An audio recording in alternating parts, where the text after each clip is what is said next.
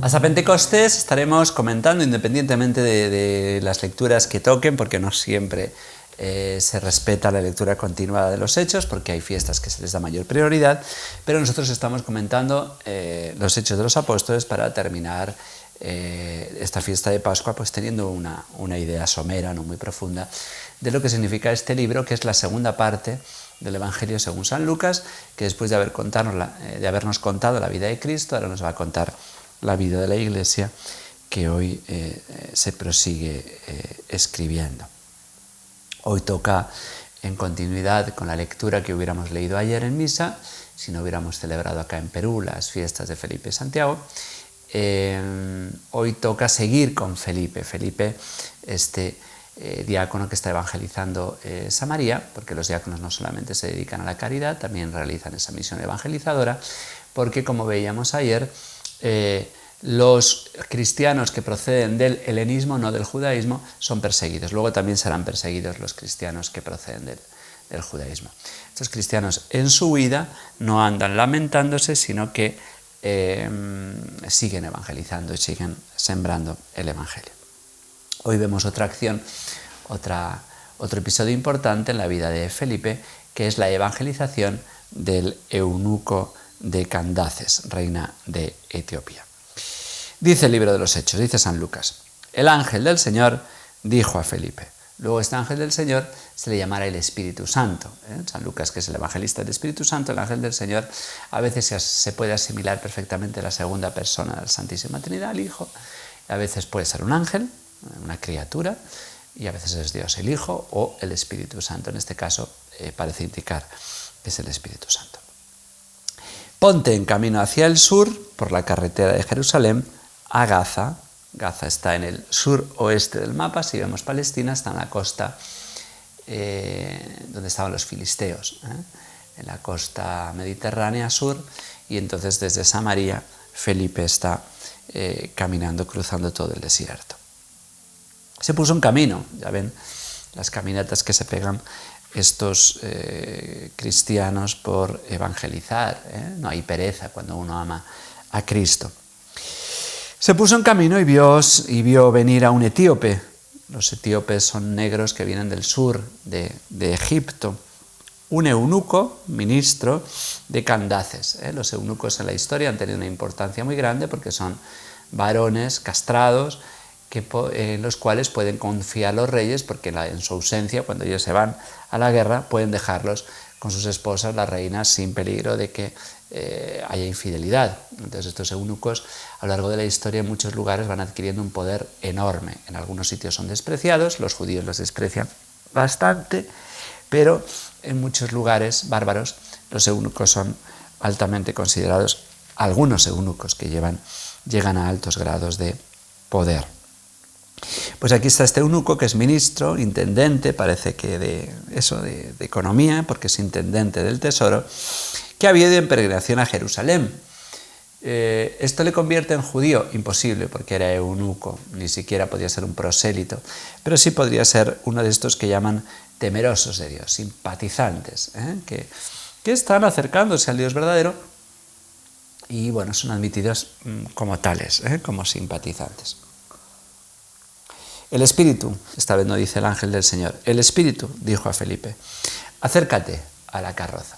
Como cuando estamos atentos y sintonizando, con la antena puesta pendiente de la voluntad del Señor, el Señor nos mueve y nos lleva a lugares, nos lleva de aquí para allá. Le dice: acércate a la carroza.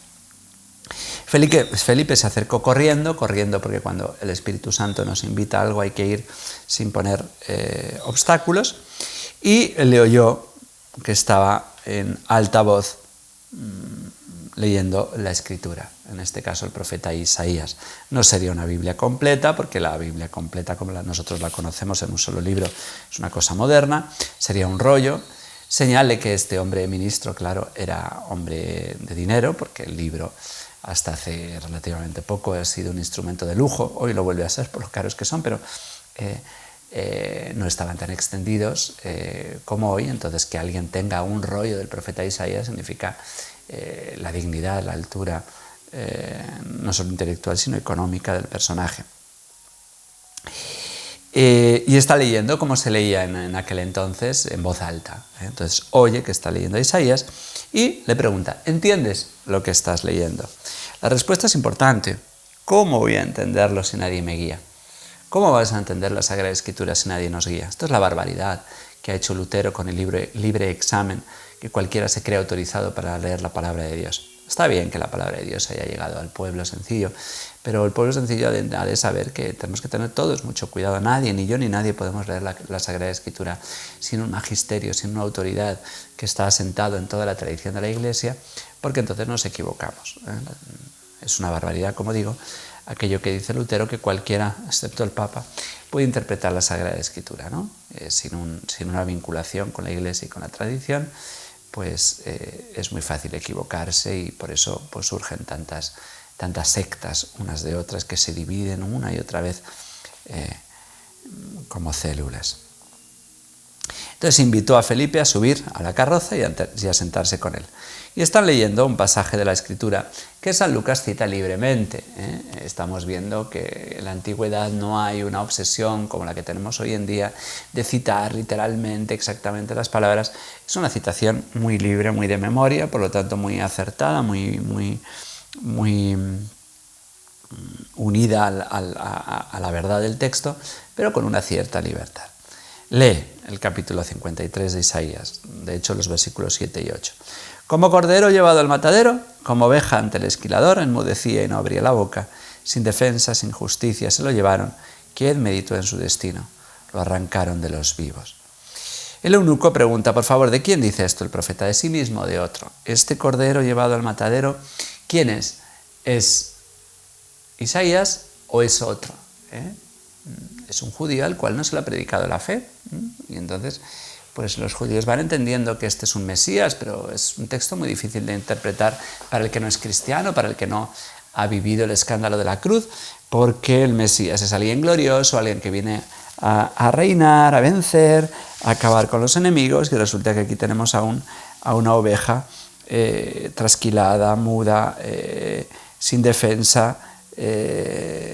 Bueno, pues es uno de los famosos cuatro cánticos del siervo que nos hablan de la parte más dolorosa de la misión del Mesías que habría de venir y que nosotros conocemos como el Hijo de Dios, cuya pasión hemos celebrado recientemente en la Semana Santa. Felipe se puso a hablarle y, tomando pie de este pasaje, le anunció el Evangelio, la buena noticia de Jesús. Los que están en el Espíritu Santo, los que están en la Iglesia, están capacitados para explicar las Escrituras.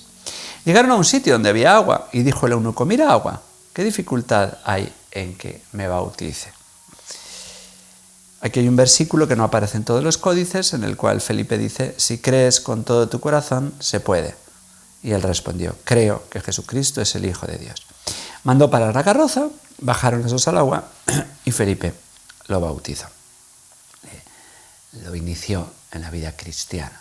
Ha pasado de ser un prosélito, un simpatizante que nunca podría ser judío porque al ser eunuco pues está mutilado y no puede pertenecer al pueblo elegido, élite, y sin embargo cualquiera puede ser cristiano porque el Señor, sea cual sea la situación en la que nos encontramos, con tal de que haya conversión, puede introducirlo en la Santa Iglesia de Dios, hacerlo hijo de Dios.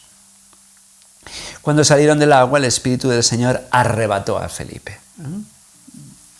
El eunuco no volvió a verlo y siguió su viaje lleno de alegría. Esta alegría es la condición habitual de los cristianos, sobre todo después de haber sido hijo de Dios, de haber sido aceptado no como alguien de segunda o de tercera categoría, como lo era cuando se acercaba al pueblo judío, cuando iba a Jerusalén a adorar, sino que ahora forma parte plena de esta familia de los hijos de Dios, de los bautizados. Por eso, lleno de alegría.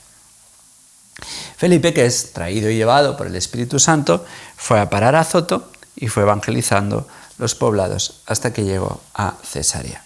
Aquellos que aman el Evangelio no tienen pereza de ir de aquí para allá, de dejarse llevar por el Espíritu Santo, de sacudirse el aburguesamiento, de echar raíces en ningún lugar, porque el Espíritu Santo nos hace ciudadanos del cielo y por lo tanto, aunque amamos mucho la tierra que pisamos, sin embargo, estamos desprendidos para acudir allá donde el Señor nos pueda necesitar. Es esta docilidad al Espíritu Santo que es el que nos envía, sin distinción de condición, de raza, de cultura, sin distinguir a dónde, a quién está destinado el Evangelio. Bien, pues aquí pues en este pasaje pues vemos la necesidad de la Iglesia para interpretar la Sagrada Escritura, cómo nos necesitan las gentes para que puedan entender aquello que está escrito a la luz. La Sagrada Escritura se entiende a la luz de la Sagrada Tradición.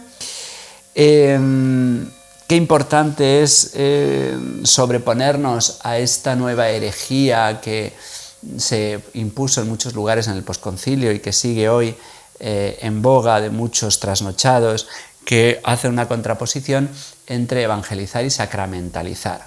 Dicen, no hay que sacramentalizar. Es verdad que toda herejía y toda barbaridad que se dice en la Iglesia tiene algo de verdad, y es verdad que nos pensamos que muchas personas por recibir el bautismo, la Eucaristía y la confirmación ya están evangelizadas, y no, están solo sacramentalizadas.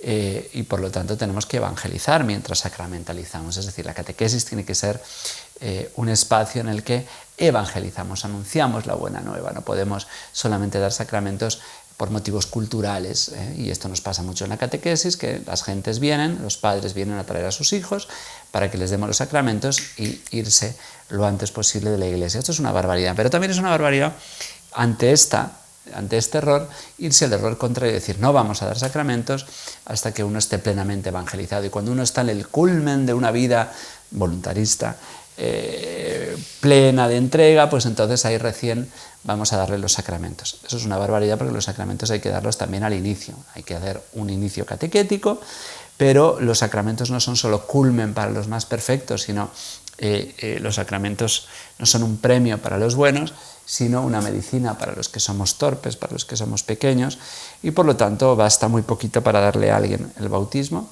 con tal de que esté arrepentido, y si es un menor de edad, que es lo aconsejable, con tal de que alguien garantice que va a trabajar por su evangelización.